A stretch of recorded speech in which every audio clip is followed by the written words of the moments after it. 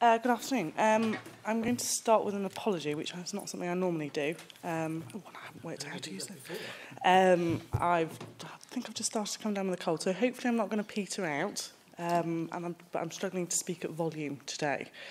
And it's quite difficult to be passionate about things when you have to whisper, but I can assure you I am very passionate about what I do. Can I just check? Can everyone hear Beth? Because the volume can be turned up. Is it okay? Yeah. Right. It's a very good speaker system, so you're all right, Beth. You don't have to shout. You can relax. We might just have to turn it up as we go along, but I'll try my best.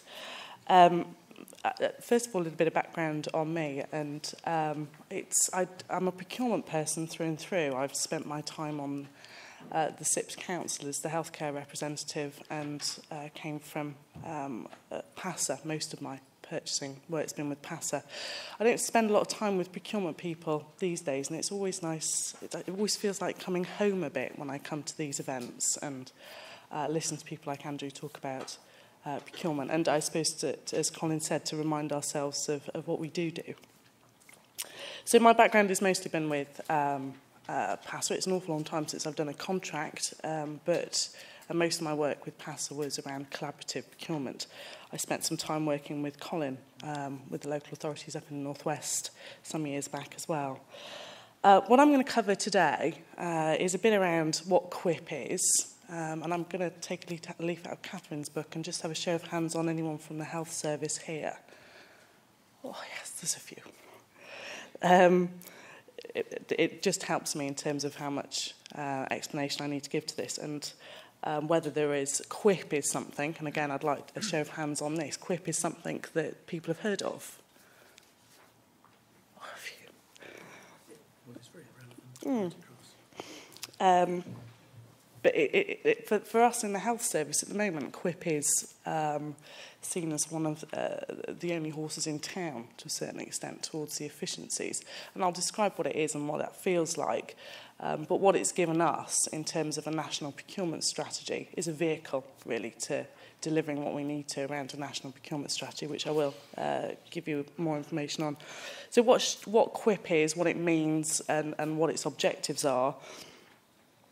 How that's shaping up in the regions as well, because QUIP is not just a national programme, it's very much a regional one as well. And the idea is that the national and the regional programme comes together to save 20 billion. And then I'll tell you what is on our plan, just the operational part of what's on our plan and what we're trying to do.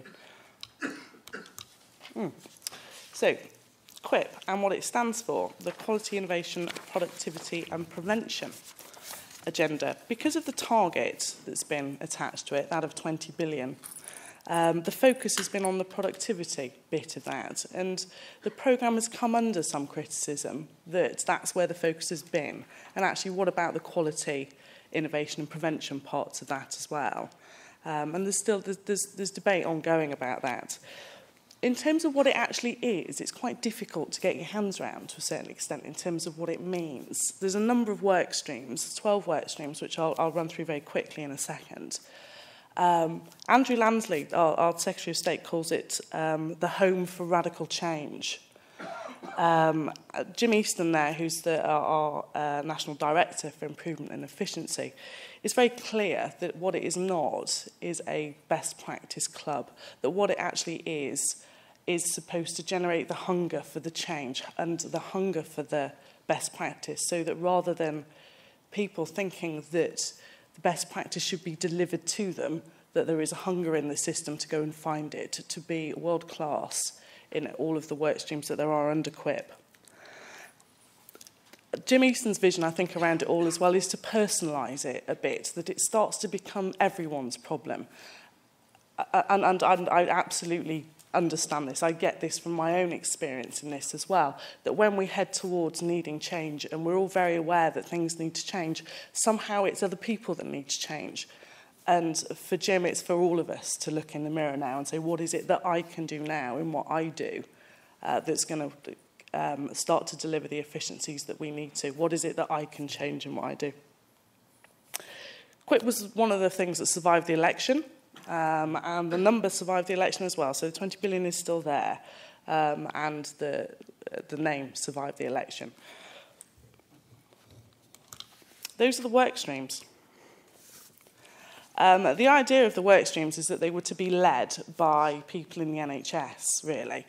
But the reality was that for a lot of people trying to do that, there just wasn't practical. So, for example, Peter Rowe, who leads on the medicines use and procurement, who's the chief exec up at Ashton, Wigan and Lee, has struggled to maintain his role as the chief executive and to really deliver on this as well. And I think more recently has moved away from his chief exec role to be able to focus on this. But so there's a mix there of people that are in the NHS. The procurement one, which is the one that I look after, and my boss there, Peter Coates, is kind of officially the lead on it, but I do the donkey work.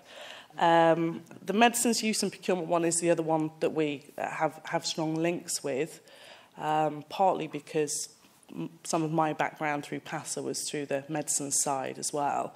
And we do have some medicines elements to what we're doing on the plan.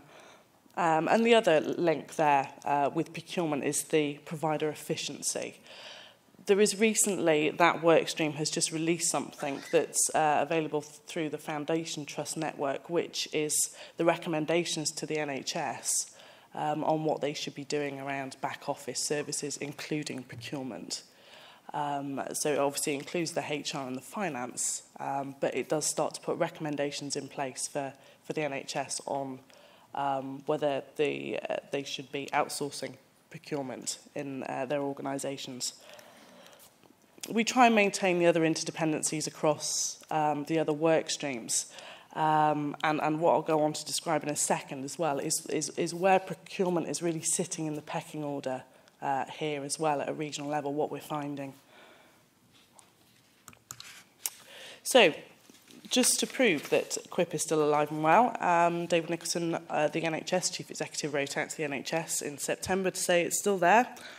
It's still of central importance and starts to make a couple of points there about how we're going to monitor and measure that. And therein lies one of the challenges around QIP at the moment at a regional level, in terms of expecting the strategic health authorities and the regional structures to be able to organise themselves to deliver these efficiencies at the moment on top of reform. It's a fragile environment in the NHS at the moment, as it is everywhere. But and just even on a practical level, you start to build some relationships at a regional level, and then the people have gone, they've moved on. It's a fluid and fragile environment. But another challenge in there is very much a pushback from the system, from the regions, to say, don't keep asking us for information. Don't turn this into something that is just feeding the beast, that is a reporting animal. Where we can use existing information to prove what we're doing, then fine. But let's not turn this into something that just reports. Procurement is in some of the regions, so all of the regions are supposed to have a plan on all of those 12 work streams. At least 4 of the regions don't have one on procurement at all. It's just not recognised. They do not recognise it as being important enough to focus their energies or their limited resources on at the moment, and are focusing more on some of the clinical stuff that's on there, where they feel that they're going to get more traction. That's what I'm trying to change. That's part of my role in doing what I do around this work stream, is trying to change that, is trying to change the perception of procurement and what the possibilities are around procurement, and that when we're looking at tackling the non-pay spend, that really it should be far more attractive to do that rather than getting into the realms of cutting services or having to cut jobs. If we can get the non-pay spend down, then surely that's got to be preferable to anything else. So that's part of what I'm doing. But there is a danger as well at the moment that at a local level where there is getting some traction around procurement is that it's contracting. And some of what Catherine was talking about before, about the RG and the big central contracts that are going to come about, part of what I'm clear that I need to do regionally is be clear that these contracts will not be the answer. Having, of course, the leverage can create efficiencies, but the contracts themselves do not do that. It's getting everyone to use them that's the tricky bit. And that's what I need to make sure is a key part of the comms in what I do, that just these contracts alone is not the answer at all.